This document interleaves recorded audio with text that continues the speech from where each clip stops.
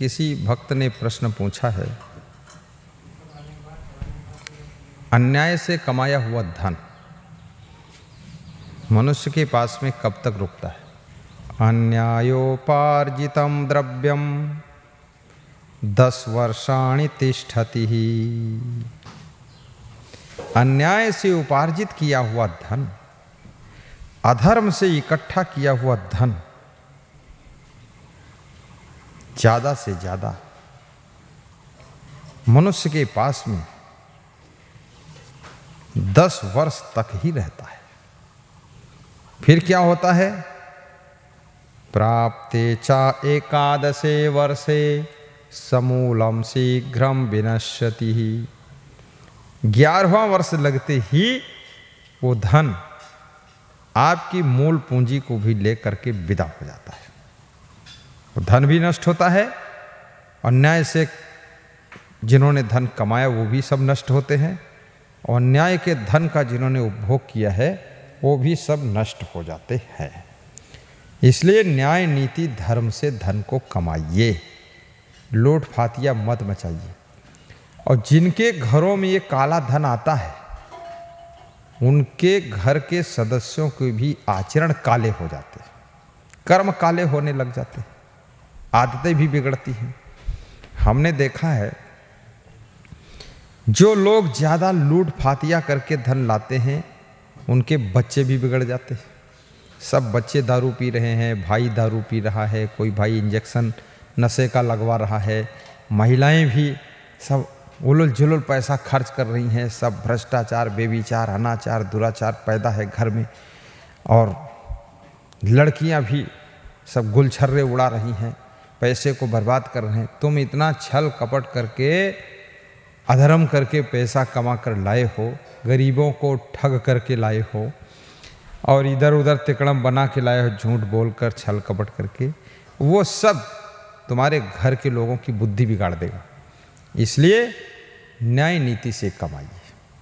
जैसे आप बिजनेस करते हैं, जितने % उचित है उतने % आप प्रॉफिट लीजिए। अब ऐसा नहीं है ग्राहक बेचारे भोले भाले हैं तो उनको एकदम लूट लेना, वो गलत बात है। और फिर गलत ढंग से बिजनेस भी करने से और गलत तरीका अपनाने से और लूट फातिया करने से वो लंबे समय तक उसका उद्योग धंधा नहीं चल सकता है, फिर वो बीच में बैठेगा, डाउन होगा, डिस्टर्ब होगा। इसलिए ईमानदारी से और सच्चे मन से कीजिए।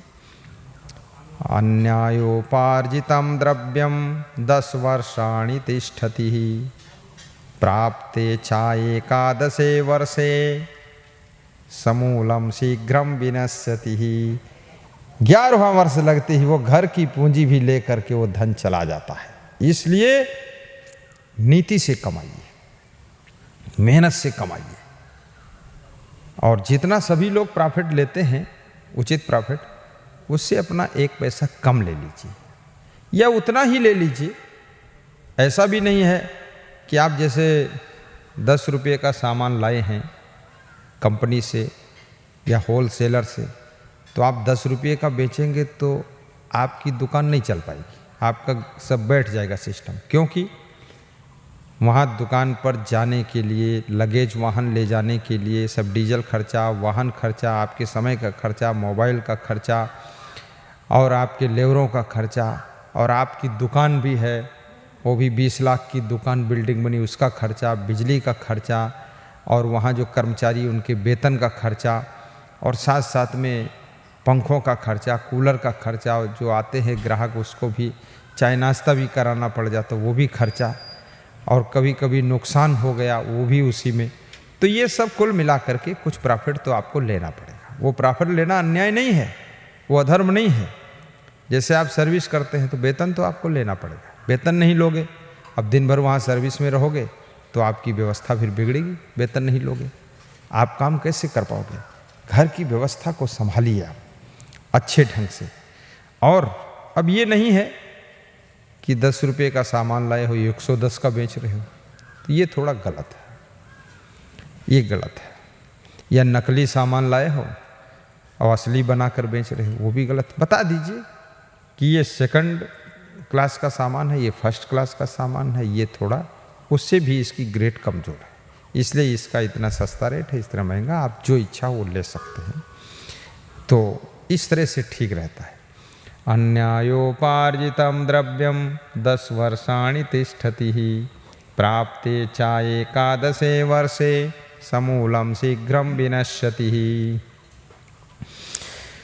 रुपया जो कमाते याद रखें वह सभी, अन्याय से कमाया धन फलता न है कभी। रुपया जो कमाते याद रखें वह सभी, अन्याय से कमाया धन फलता न है कभी।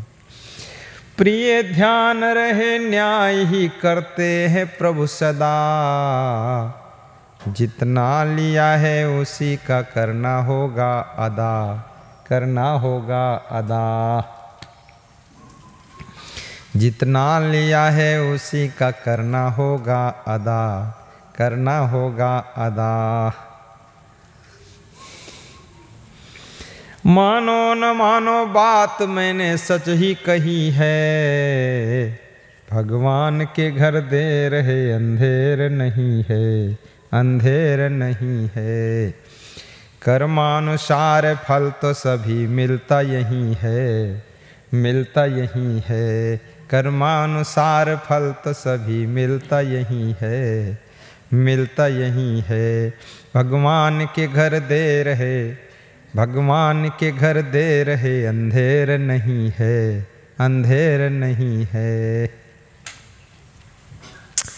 वे कहते हैं कि सुन लो मेरा है ये संदेशा, अन्याय कुकर्मों से बच के रहना हमेशा, बच के रहना हमेशा। अन्याय कुकर्मों से बच के रहना हमेशा, बच के रहना हमेशा। अस्त्र बहुत हैं, विद्याएं बहुत हैं, बाधाएं बहुत हैं, समय कम है, तो क्या करना चाहिए? अभी 18 पुराण और 4 वेद और 6 शास्त्र और कितना 150 तो उपनिषद है, और फिर भागवत अलग है, महाभारत खंड अलग है, फिर योग वशिष्ठ है, और कितने प्रकरण है, कितना शास्त्र लिखा हुआ। फिर जगतगुरु शंकराचार्य ने भी लिखा है। फिर जो महात्मा या जो भी चिंतक होता है वो एक नया शास्त्र लिख करके रखता है। कबीर का बीजक शास्त्र है, तुलसी का रामायण शास्त्र है, भगवान राम की कथा है। तो इतने शास्त्र हैं। विशाल देव का विशाल वचनामृत भवयान शास्त्र है, मुक्ति द्वार शास्त्र है, सत्यनिष्ठा नवनियम शास्त्र है। तो सब क्षमादेव महाराज जी के भी कुछ शास्त्र हैं, और भी अनेक संत महात्मा भी लिखते हैं, और बहुत सारे विचारवान कवि लोग भी लिखते हैं, कविताएं लिखते हैं। कोई गद्य लिखता है, कोई कुछ कहानी लिखता है, मुंशी प्रेमचंद की कहानियां हैं, आदि आदि, यानी बहुत कुछ है। और समय कम है, समय सीमित है, तो क्या करना चाहिए, कैसे करना चाहिए? तो इसके लिए तरीका चाणक्य ने बहुत अच्छा बताया है। अनंत शास्त्रम बहुलाश्च विद्या, अल्पश्च कालो बहुविघ्नताश्च। यत् सारभूतं तदुपासनीयं, हंसो यथा क्षीरमीवाम्बुमध्यात्, हंसो यथा क्षीरमीवाम्बुमध्यात्। चाणक्य कहते हैं कि अनंत शास्त्र है। मैंने तो कुछ ही के नाम गिनाए हैं, पर चाणक्य ने कहा अनंत शास्त्र है, यानी हर ग्रंथ शास्त्र ही है। बहुलाश विद्या, और बहुत सी विद्याएं हैं, एक विद्या नहीं है, बहुत सी भाषाएं हैं। अब ये सबको सीखना समझना ये कठिन काम है, तो क्या करना चाहिए? इसके लिए बहुलाश विद्या, और समय थोड़ा है। अल्पस्य कालो, अल्प माने थोड़ा, कालो माने समय, समय बहुत थोड़ा है। और बहुविघ्नताश्च, और बहुत सी विघ्न हैं। कहीं शरीर बीमार भी होता है, कहीं घर में कोई समस्या आती है, कहीं मौसम की समस्या आती है, कहीं मच्छर ज़्यादा काटते हैं, कहीं बिजली कट गई है, कहीं अंधेरा हो गया है, कहीं तूफान आ गया है, कहीं कोरोना लग गया है, कहीं कुछ बवाल हो गया है। कहीं घर में कुछ प्रॉब्लम है तो उसमें पढ़ने लिखने में, अध्ययन करने में बहुत बाधा आ जाती है। तो क्या करना चाहिए? बहुलाश्च विद्या बहुविघ्नताश्च अल्पश्च कालो बहुविघ्नताश्च। तो बहुत अच्छा तरीका बताया, यत् सारभूतं तदुपासनीयं हंसो यथा क्षीरमिवाम्बुमध्याते। यत् सारभूतम, जो उन शास्त्रों में, ग्रंथों में, साहित्य में सार है, उसको आप छांट लीजिए, उसको ग्रहण कर दीजिए। तदुपासनीयम, और उसको चुनाव करिए और उसी की स्वीकृति कीजिए और उसको संभाल लीजिए, उसको याद कीजिए, उसका अध्ययन कीजिए। जो सार आपको छटनी कर लो, मतलब कैसे? जैसे हंसो यथा क्षीरमिवाम्बुमध्यात्, जैसे हंस पंछी मानसरोवर में मोती चुंग लेता है और पानी और दूध मिला करके रख दो तो दूध का पान कर लेता है और पानी को छोड़ देता है। ये हंस पंछी का गुण होता है। ऐसे ही आप भी सार को ग्रहण कर लो। कबीर साहब भी कहते हैं, साधु होना चाहिए जैसे सूप सुभाए, सार को गही रहे थोथा दे उड़ाए।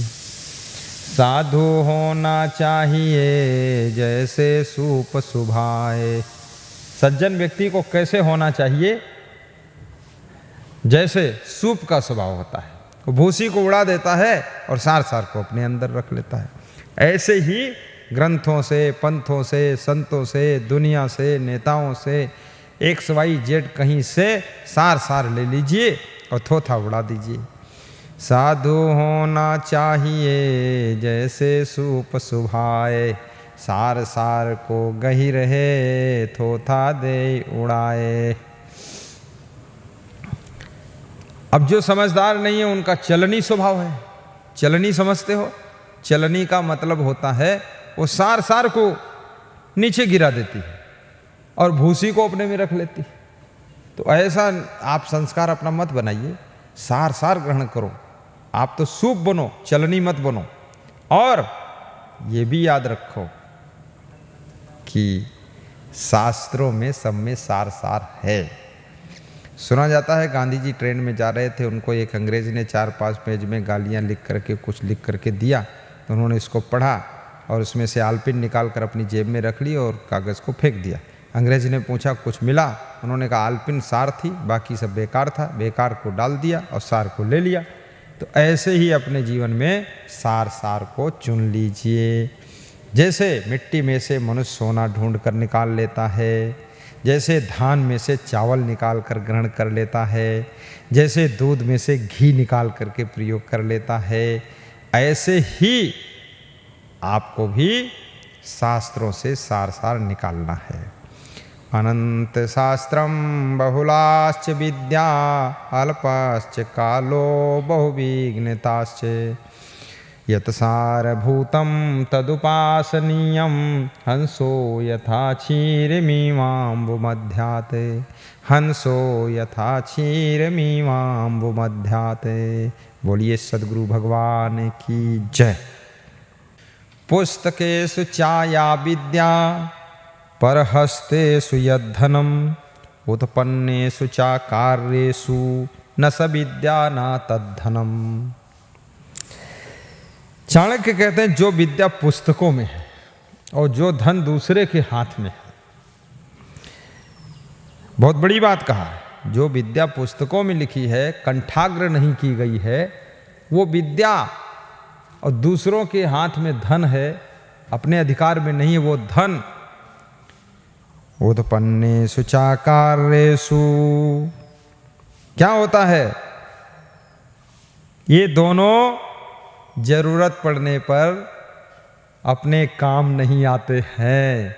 इसलिए विद्या को कंठ में रखिए और धन को अपने कंट्रोल में रखिए। तो वही धन आपके काम आएगा।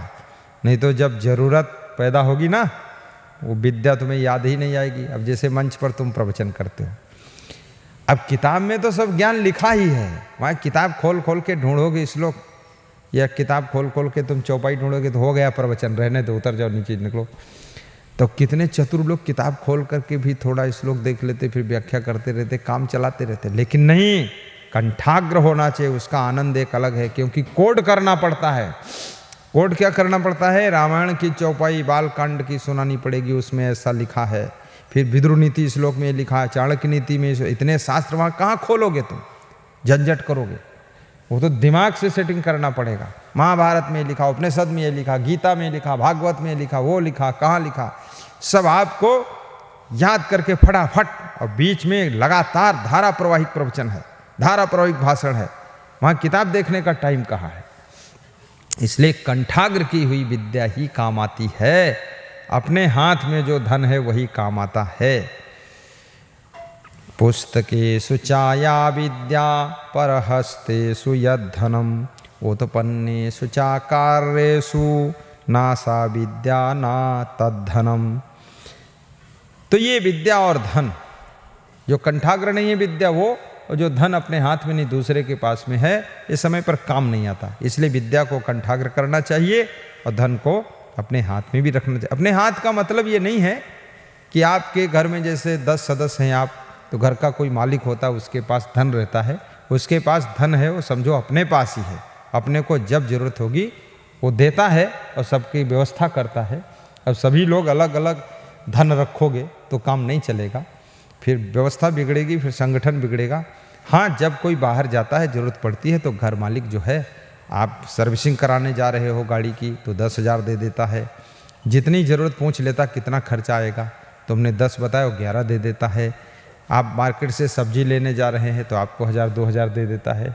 तो वहाँ तो वो धन अपने पास ही है समझो, क्योंकि आपका मिला जुला संगठित परिवार है, उसको तो वैसे ही चलाना पड़ेगा। बहुत अच्छा प्रश्न है कि ये मनुष्य जीवन क्यों प्राप्त हुआ है। खाने पीने भोगने के सोने के लिए मिला है, बच्चे पैदा करने के लिए मिला, जनसंख्या बढ़ाने के लिए मिला है, कि खूब मौज मस्ती उड़ाने के लिए मिला है। इस जीवन का उद्देश्य क्या है?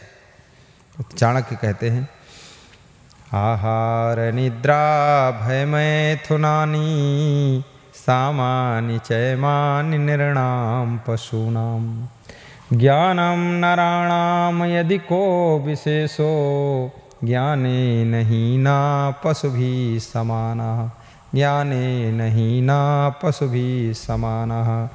आहार निद्रा भय मैथुनानि।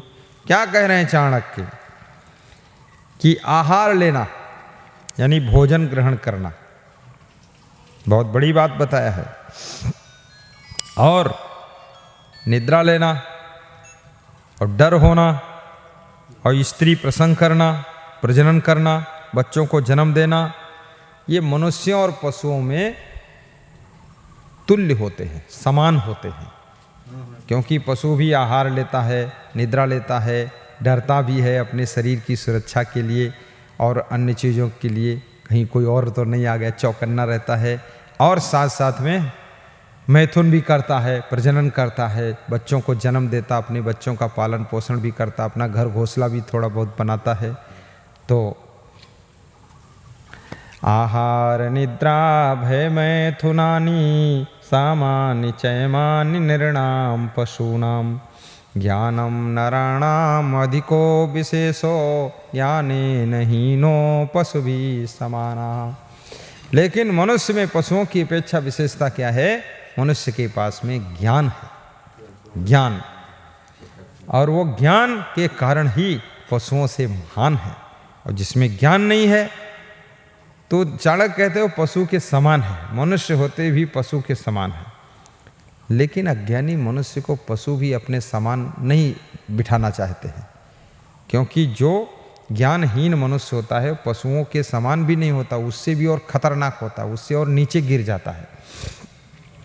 पशुओं की तो हर चीज में एक सीमा है, लिमिट है, कंट्रोल है, नियम है उनके, मौसम के नियम होते हैं और सब खाने पीने के नियम होते हैं। जैसे गाय है, वो जब खाएगी घास भूसा खाएगी लेकिन मांस नहीं खाएगी। शेर जब खाएगा मांस खाएगा, घास भूसा नहीं खाएगा।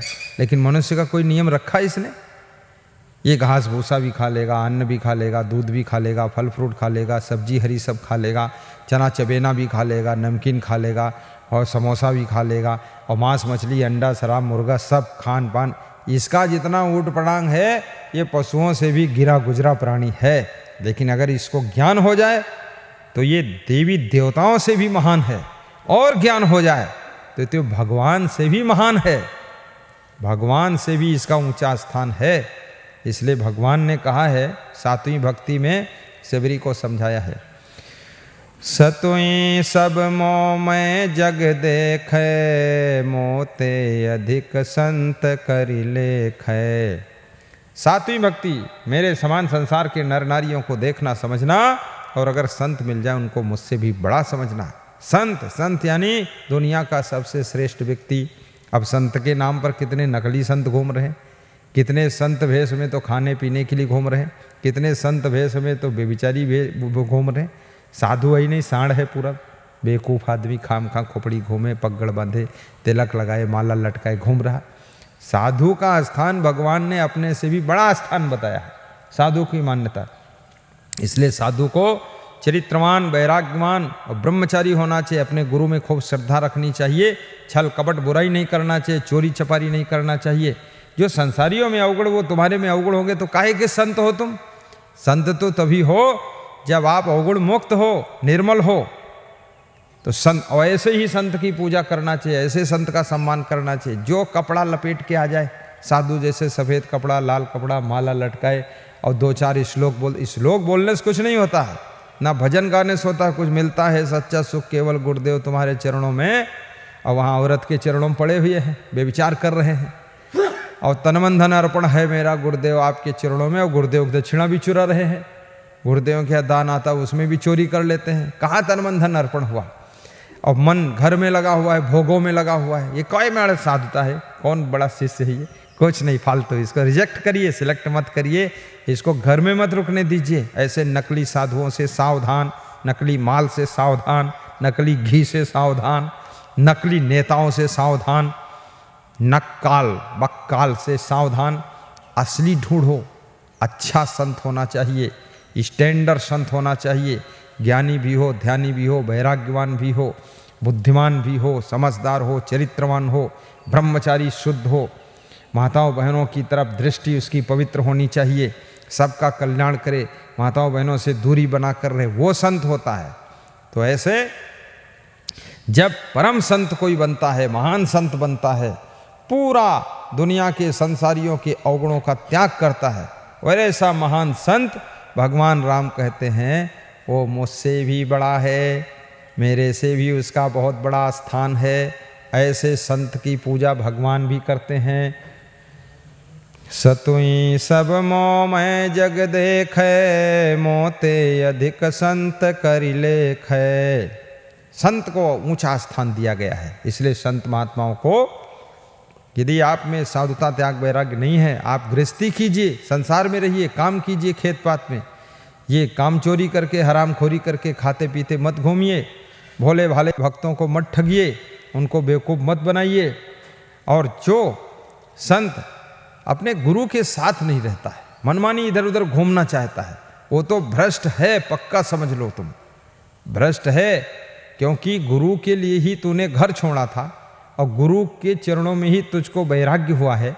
अब गुरु को छोड़ करके तू इधर उधर घूमता है, आखिर तेरा मन भ्रष्ट है नहीं तो क्यों घूमता है? गुरु के अनुशासन में रहो, नियम में रहो, सुधार करो, क्यों गड़बड़ मचाते हो? तो ऐसे घुमक्कड़ लफक्कड़ साधुओं को कभी मानना भी नहीं चाहिए, उनसे प्रेम भी नहीं करना चाहिए, उनको बुलाना भी नहीं चाहिए, उनको आने नहीं देना चाहिए।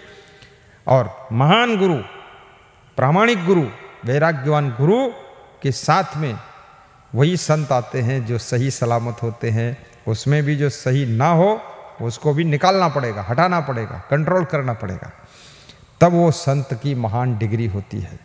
आहार निद्रा भय मैथुनानि, सामानि चयमानि निर्णाम पशूनाम। ज्ञानम नराणाम अधिको विशेषो ज्ञानेन हीना पशुभिः समाना। ज्ञान से हीन कौन है? ज्ञान क्या चीज है? अमानित्वम आदम्भित्वम अहिंसा शांति आर्जवम आचार्योपासनम शौचम स्थैर्यम आत्म विनिग्रह इंद्रियार्थेषु वैराग्यम अनहंकारा एवता जन्म मृत्यु जरा व्याधि दुख दोषानुदर्शनम असक्ति अनविश्वका पुत्रदार ग्रहादिषु नित्यम च समचित्तम इष्टानिष्टोपपत्ति सुमयी च अनन्य योगेन भक्ति अव्य विचारणी विविक देश सेवित्वमार्ति जन संसति अध्यात्म ज्ञान नित्यत्वम तत्व ज्ञानात् दर्शनम एतत् ज्ञानम इति प्रोक्तम।